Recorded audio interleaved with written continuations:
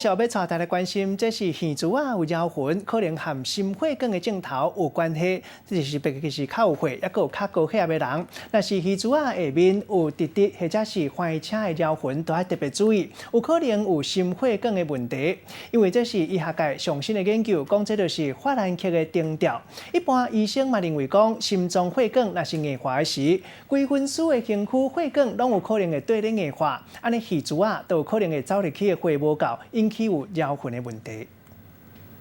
照镜看家己的耳仔，过去常人讲耳珠高就代表有福气，毋过若是耳珠出现了魂，就要细腻啊，因为有可能是要得到心血管的病啊。根据观察，60岁以上的人有15%到20%拢有这种情形。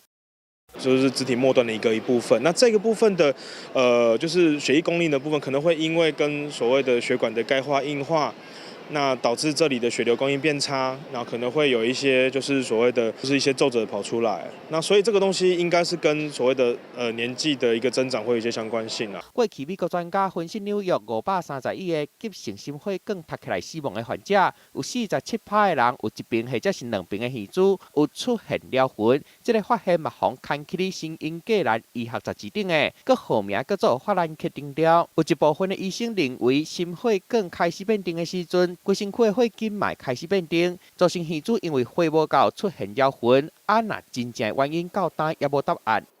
可能会有这样的一个情况，但是这个并不是绝对。某一些病人确实是有观察到这样的情形。若检查家己的耳珠，另外若是发现目睭皮出现黄斑，或者是胸坎白白会疼这个镜头，嘛拢爱真细腻，加注意身体出现的问题，才会当把握治疗上有效的时间。记者综合报道。